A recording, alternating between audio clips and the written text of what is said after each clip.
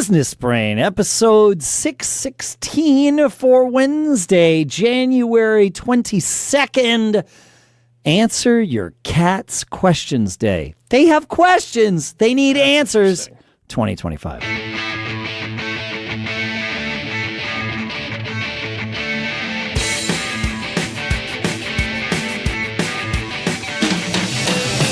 Greetings, folks, and welcome to Business Brain, the show where we take some of your questions sometimes, some of our thoughts, some ideas that have come into the show, and we dissect them, we analyze them, we use them to tune our business brains so that each and every one of us, including those of us here behind the microphones, can better our charmed lives.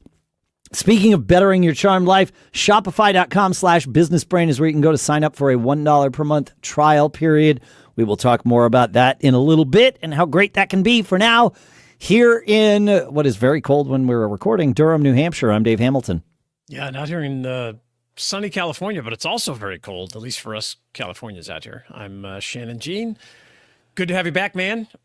Yeah. And yeah, you're getting ready to leave again. Again, man. Yep. I'm going to be, it's been interesting. When these episodes come out, I'll be at NAMM, the North American Music Makers Conference. Nice. Music Merchants, I think, conference is what it is. Yeah. But it is essentially the conference for the music industry. We'll talk a little bit more about that. I think in Friday's episode, I have some things to say about this. And then I'm home for a full day before I fly to Mexico for a quick little vacation with Lisa to see some concerts. Awesome. So, that's good. You're going to Fish down there? We are going to see Fish down there again. Good for you. It has become an annual thing. Yeah, it is. Awesome. I am happy to publicly say this, and I'll look an IRS agent straight in the face and say it. It is the Backbeat Media annual meeting. Of course.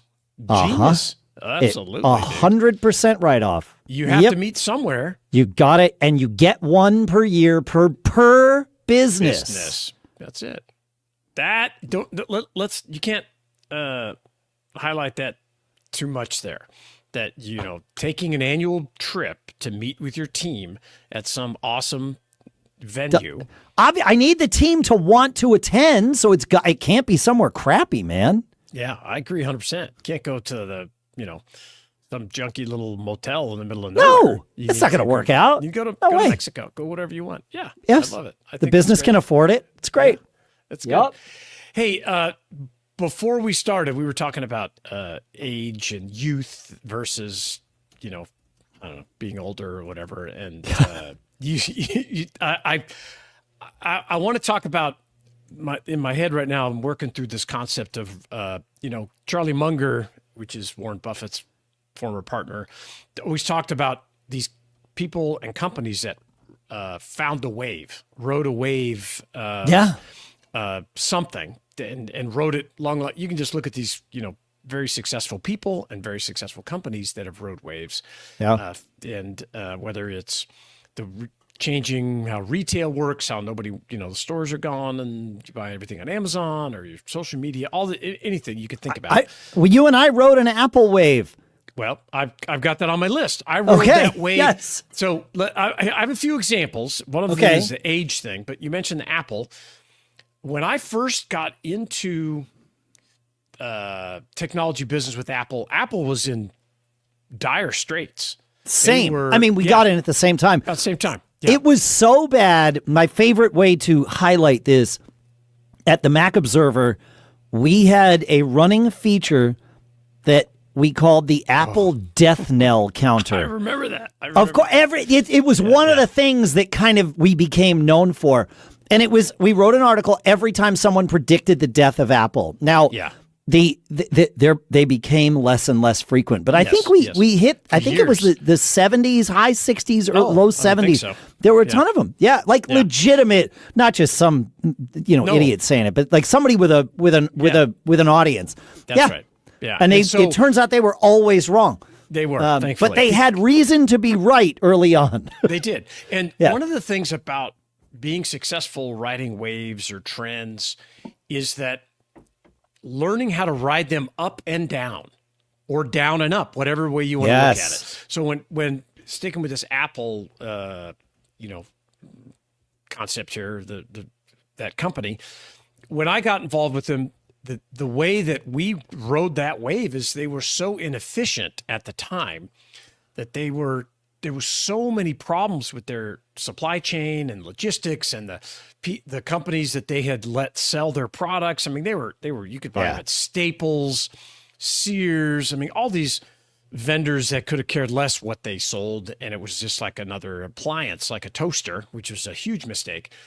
And as all those problems were going on, there was just tremendous opportunities in the market to go buy that product and get deals on that product. Otherwise, you couldn't get. And then on the flip side, when they got their act together, we rode all the way up as Apple developed the products that people could not live without, right? The phone in your pocket. The iPod was like one of the first ones. I can remember going, well, we got to figure these iPods out. How do I get into this business? And I went and bought like 500 iPods from a company that was, dealing with returns. And I think it's the same with age, Dave. You mentioned when you're young, you don't really know. But for me, so when I was young, I still am very ambitious. Explain what you mean, because you said something. If we're gonna relay our pre-show conversation, you said there are benefits to being old and there are benefits to being young. Correct. And the comment I made in response to that was, when you're old, it's great because you know that there are benefits to being old and you can intentionally take advantage of them. But when you're young, you don't quite have the wisdom that you have when you're old, so you don't necessarily know how best to leverage those traits that are beneficial of being young. That's right. And I disagreed, but there's nuance to it, of course. Oh, there's nuance. That's why we're talking. That's why we do this. So, for me, when I was just getting out of college or even during college, I was super ambitious. I still think I'm super ambitious, but I was young and I was around older people that were impressed with that ambition. And it would be like, man, look at that kid go, because I just was grinding nonstop. And it was, I don't know what it was, but it attracted attention. And it kind of thrust me into roles that were definitely beyond my capacity at that time, but it forced me to learn how to do things. It forced me to learn how to manage people twice my age. It forced me to learn how to hire people twice my age because I needed experts because, like you said, I did not know. You don't know it, yeah. But I did understand that this was a unique time, and I did learn how to use or exploit's a negative word, but to take advantage of, capitalize, that's the word. Yeah. I learned how to capitalize on how young I was, and especially because I looked very young. Even though I was like in my early 20s, I probably looked like I was 17. It helps to look young, says the guy who nobody believes me when I tell him how old I am. And me too. It's beneficial, right? It is beneficial. It is beneficial. On the flip side, now that I'm and if you shaved your beard, you'd look younger, by the way. Even younger. I know that. I know you know that. I was growing it in the wintertime.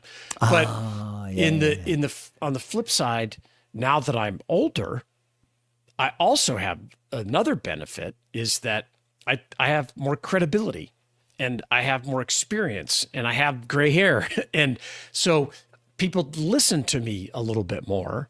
And it's just a different way to ride the wave of how old you are or age, youth versus being experienced or something like that. They're actually having some wisdom from, experience. Yes. So I think that, and it's, again, I don't want to say like I'm trending down, but my age is trending down, right? And so your age is trending up, Shannon. It's kind of how it works. This is not a bad thing. That's true. No. You're right. You're right. It's trending up. It's interesting. I've, as I'm sure many of us have, I've thought a lot about this, and there are common traits to young people and old people. And when you're young, the benefits of your brain, right? Your brain changes, right? It does. The young brain, generally speaking, and of course there's exceptions to all of this, but generally speaking, the young brain is very good at remembering lots of things accurately, fairly accurately, and is not so good at seeing the big picture. Now, that can be leveraged in a good way. If you're not seeing the big picture, you might wind up taking risks that a wiser person would say that that's not going to pay off. But you, at worst, you learn something from that, right? Mistakes are our tuition, and at best, the risk pays off, and you get some benefit.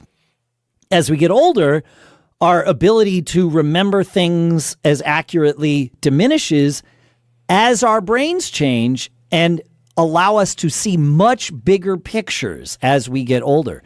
And what I love about that is that we have devices that are really good at the former, at the things we're good at when we're young, remembering things.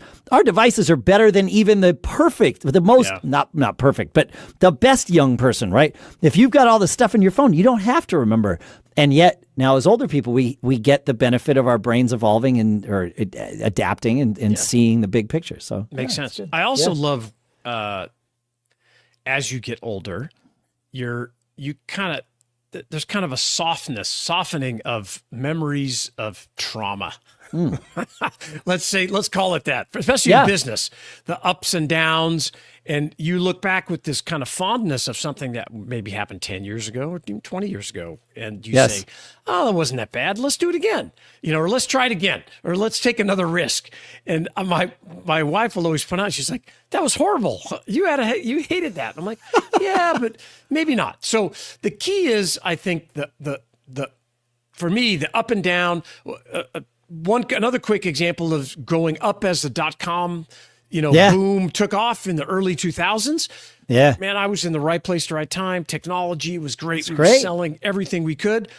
And then when the .com crash came along, that's how I learned to buy liquidation products, because all these what else were you going to do? Yeah. I was flying around the country when Sprint and MCI and Pets.com and Webvan. I think I'm sitting in a chair that I bought at a Webvan auction right now. Nice. And Herman Miller chair. And so learning to ride up and learning to ride down is the way you make it in the waves. All right, folks, look, it's a new year, and let's be honest with each other like we always are. How many of us spent the holidays daydreaming about launching our next big idea, right? Maybe you've been stuck on the what ifs. What if it doesn't work? But better yet, what if it does? That's where our sponsor, Shopify, comes in.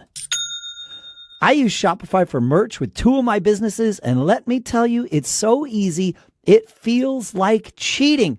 In minutes, you can create your store with customizable templates, no coding required. Shopify handles everything: shipping, taxes, payments, and even connects all your social channels so that you can sell everywhere your customers are scrolling. And here's a wild part. If Shopify were a person, I'd put it in charge of my calendar because it's that efficient. Don't wait another year to act on your idea. Established in 2025 has a nice ring to it, doesn't it? Sign up for your $1 per month trial period at shopify.com/businessbrain, all lowercase.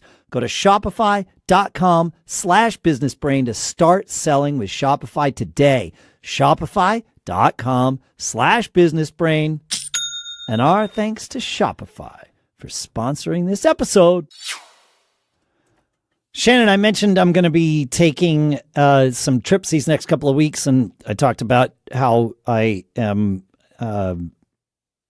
making one of them. They're both very tax advantaged. They're both business trips, and even though one of them on the surface might not look like it, it is. Yep. You said you've got a trip coming up. That you're also leveraging to lead the charmed life. What's that about? Yeah, so we've talked about this a lot on the show, but I came down from my office back down to the house the other night, and Renee goes, "Hey, it's a big birthday this year because we just talked about time marches on," and so she says, "Do you want a big party or do you want to go on a trip?" And I said, "Oh, let's go on a trip." So she booked this trip. It's about 12 nights. We're going to St. Lucia, I guess is how you pronounce it. And staying at this 5-star resort. Nice. And a few days in New York City on the backside, totals about 12 days. And the total cost for us for the all in on this trip is $281.34. Yeah, it is. Yeah. And so 705,000 Bonvoy Marriott points. Yep. And about 185 or so, or 120,000 JetBlue points to cover the flights down there.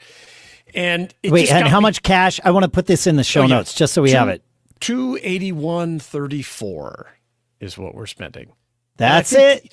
Yeah. And it would have cost about 10 grand. Yeah, I think the total trip. Yeah, I was when you said cash, I knew where you were going with it, but I was thinking, doing the math in my head, and it's like, yeah, this is a $10,000 to $12,000 trip.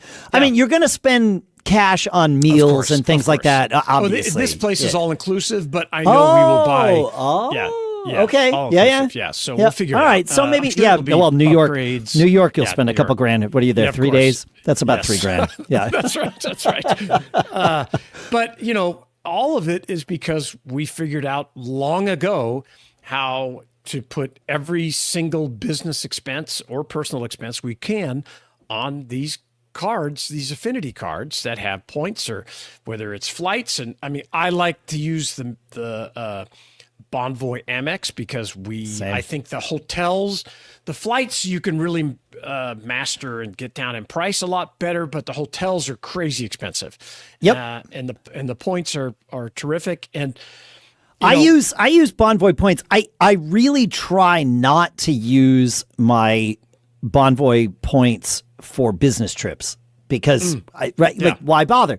Yeah, sure. That said, it's not terribly difficult to make most trips into a business trip, at least as far as the hotel expense goes. That's right. So I backed off from my hard and fast rule years ago, and it was South by Southwest that did it because the hotel that I stay at is literally across the street from the convention center. It's right awesome. Where you want to be.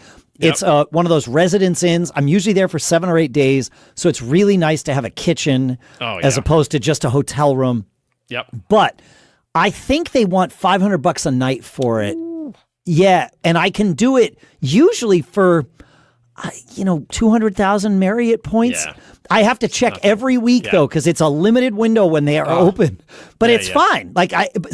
I'm fine using it for that because what I look at is points per dollar. Like That's exactly what you should look at. Yes. What is it costing? What would I spend in cash versus what am I getting out of these points? And if you keep a spreadsheet on that, you will find that sometimes it is 100% worth paying the cash for the hotel room. Yes, it is. Yeah, and there's lots of promos they have. Like we're getting one night free after you stay a week. You get 4 or 5 days. You get a night for free, and lots of upgrades and different things. But the key is this stuff is just money on the table that you can walk by and pick up. It costs you. It literally nothing. Is right. Yeah, and it does take some effort in managing it and figuring out the best way. Spreadsheets. I posted about this, and people talk about the Chase card, this, and the Ink card, this, that, and the other thing. And all the cards are different. Some people love cash back. It depends on the stage of your life that you're at, I think. And I think you can have, multiple of these cards, some that give you cash back, some that are travel, some that are airlines, or some that are hotel. The key is figuring out the system that brings you the most benefit. Like, yes. I love this Amex card for earning these points, but like I also have a Amex Plum card that gives you the option of you can get because we're grandfathered in now, it's only 2%, but we can get 3% cash back on our purchases or 60 days interest free. And there's no limit on this card. So if I'm buying inventory and I want to buy $500,000 in inventory and carry it for 60 days, well, I can often flip it in that 60 days. If I flip it in 30 days, I can pay it off and get my 3% back. Oh, yeah, Or they'll carry this deal for me for 60 days. So there's that's short money. Yeah, that's huge. Yeah, it's huge. And I've done it over and over and over. And we'll have to look up, if you just go up to businessbrain.show and search for credit cards or whatever, you'll find multiple I'll put a couple episodes. Links in the show notes. That'd be good. I have before we wrap up, I have a quick question for you folks. Feedback at businessbrain.show. I want to know, Is it in your personality? And any answer is okay. I'm just really curious about. I want as many of you to answer as you can, because I'm curious how many of us, and are you one of those people that likes spreadsheets, or do you shy away from, do you push away from them? And because I've always said I think with spreadsheets. Like I as soon as I start one of these things, if I can't do the math in my head, if there's too many things too many balls to hold in the air, I immediately go and create a spreadsheet for it and start relating all the numbers together. And that's how I find, like I said before, whether it's worth to pay for, use points or not for a hotel room. I do it every year for our health insurance to figure out, okay, and then I can regression test it against previous years. Okay, here's what we actually spent. Here's what we did. Did it pay off? Did it not? And it takes me 5 minutes because I've built this spreadsheet over the course of 10 years, right? So Absolutely.